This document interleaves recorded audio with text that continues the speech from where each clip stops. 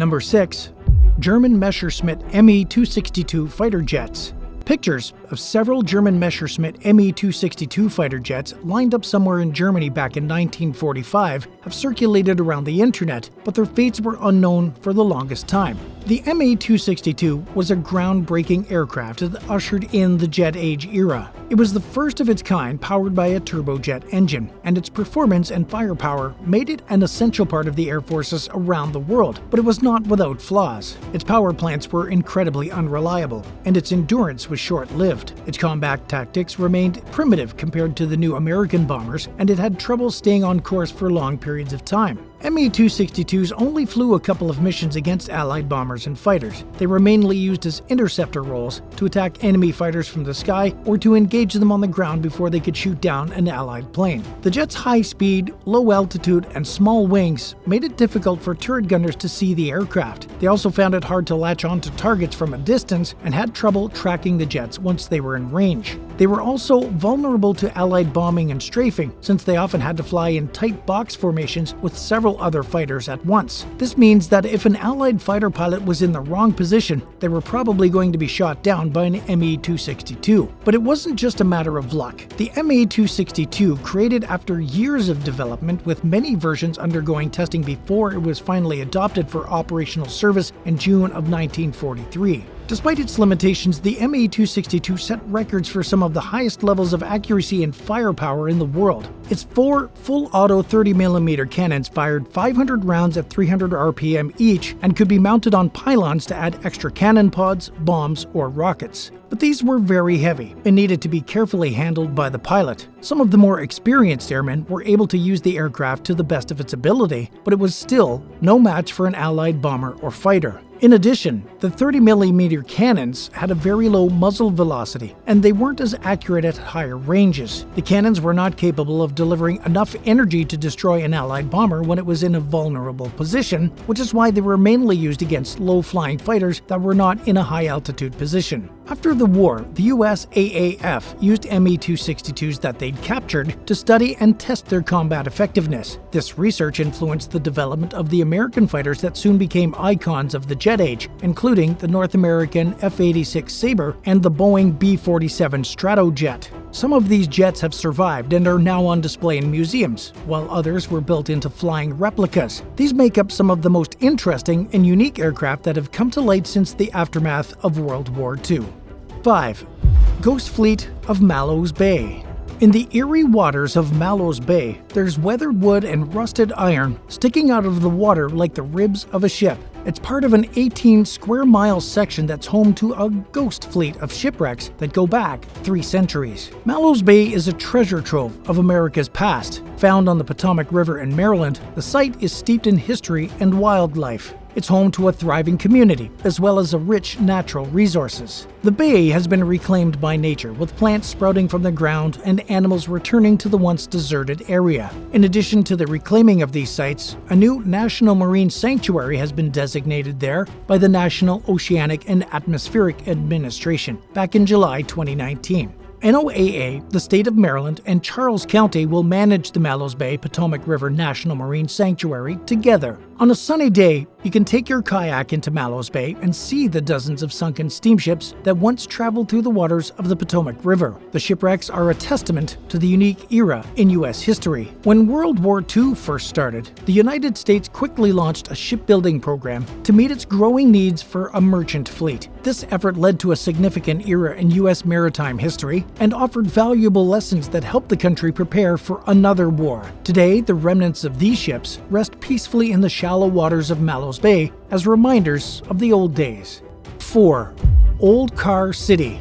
When you visit Old Carr City, USA in White, Georgia, you'll see some of the world's oldest cars that have been reclaimed by nature. These rusted beauties are buried by greenery, and even though the rust has taken over, they're still very photogenic. Old Carr City is known as a photographer's paradise and has people from around the world coming for a visit. Dean Lewis, owner of Old Carr City, USA, says that he feels a sense of morality in saving these relics. He stops them from being scrapped or hidden away. He's a car collector who acquired the business back in 1970. There's something magical about this auto graveyard that attracts visitors. The 32-acre property has been in the Lewis family family ownership since 1931 and started out as a general store selling used vehicle parts before it became a museum for reclaiming junk cars. In the early 2000s, he started charging for admission to the museum and has since grown it into a fully self-supporting operation. While he still sells some auto parts, Old Car City, USA is now a museum where you can walk around and see the beauty of nature. There are over 4,000 cars in the junkyard, and most of them are at least 40 years old. These relics are surprisingly varied.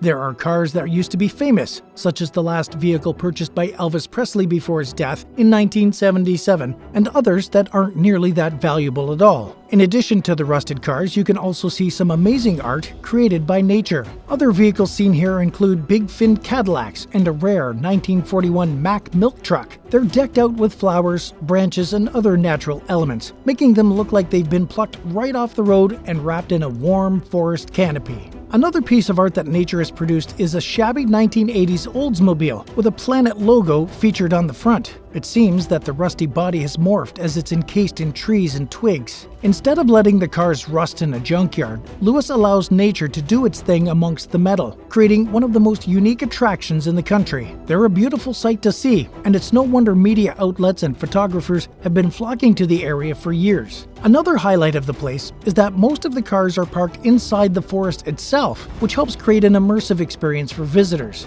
Some of these trees are so tall that they're grown right through a car. You can really see Mother Nature at work here, reclaiming the vehicles in an incredible way. While many of the cars at Old Car City are rusted beyond repair, they have remained a popular destination for photographers. The cars' run-down appearances can quickly turn into awe-inspiring works of art, depending on the light and time of day, which keeps the location busy. Lewis also has a loft where visitors can appreciate and buy his pen and ink art pieces on styrofoam cups. They can even purchase a limited edition poster of one of the cars he's gotten most creative with, featuring his doodles on a unique canvas. Would you ever take the time to restore an older car? Let us know what you think it'd be worth in the comments. And if you're enjoying the video, be sure to subscribe to the channel for more.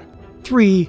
The USS Sachem. For the past 25 years, a 175-foot ship has been rusting away on a small Petersburg, Kentucky creek. The ship is virtually hidden from view by trees, large reeds, and an accumulation of driftwood. She's only fully accessible after hiking across a field and paddling out onto the creek to see her up close and personal. The USS Sachem, or the Celt, was built back in 1902 by Pusey and Jones in Wilmington, Delaware, for a railroad executive named J. Rogers Maxwell. It was officially launched in April 1902. After sailing around the world, the ship was repurposed by the U.S. Navy for wartime service and used to defend America against German submarines in World War I. She was equipped with depth charges and even machine guns. It was a speedy, nimble vessel that the Navy rented to help patrol the East Coast and fight against U-boats. Then, in 1917, it was loaned to Thomas Edison as a research boat for government-funded experiments on defending against submarines. Thomas Edison was a prolific inventor and businessman who made many significant contributions to the world, including the invention of the light bulb. His ideas were a major force behind the modernization of electricity, which moves our current society. When the United States entered World War I, the Navy requisitioned private boats and yachts like Sachem to help defend from U-boats wreaking havoc on British and American shipping lines. With new armaments and sonar capabilities, the USS Sachem became an invaluable tool against the German forces. She was sold to a Philadelphia banker after the war. Then, in 1986, she was purchased by a Cincinnati boat enthusiast who decided to restore it. He took it through the Erie Canal, the Great Lakes, the Mississippi River, and the Ohio River. He sailed it back to Boone County, Kentucky, where it now rests peacefully on Taylor Creek. The ship is a popular destination for kayakers who visit and enjoy the scenic scenery of the surrounding area on tours. The infamous ghost ship, which was once called the Celt, has been featured in several Madonna music videos, shuttled Thomas Edison around as he conducted war experiments, and even attended Ronald Reagan's relighting of the Statue of Liberty's torch. 2. The Erie Carr Graveyard.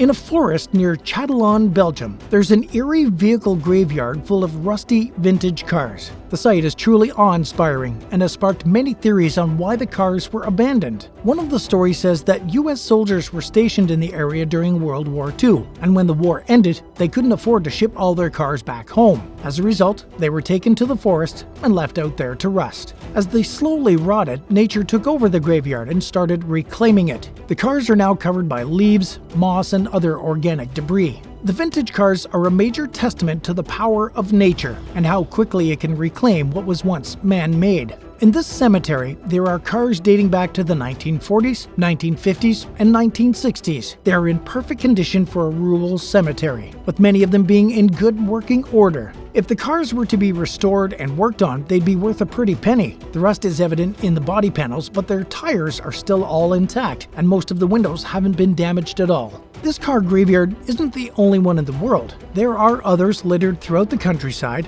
all filled with a variety of cars, some that are hardly worth their price in scrap, and others that are pretty valuable. The car graveyard at Châtillon, Belgium is definitely one of the creepiest sights in the country, and it's a testament to the power of nature. The rusted cars are now covered in leaves and other organic life, which will slowly be buried by the growth taking place in this forest. 1. Bangkok Airplane Graveyard. The ruins of abandoned cars aren't usually seen by the general public, but there are some that have been reclaimed by nature and are entering the spotlight. The Bangkok Airplane Graveyard is an absolute must if you love urban exploration and happen to be in Thailand. Located next to an auto body shop, this field is littered with a massive 747 and two smaller MD-82 planes. What is so amazing about this graveyard is that it doubles as a shelter for homeless families. It's easy to find and just a short walk away from the major BTS Prakanong station in Ramankang Road.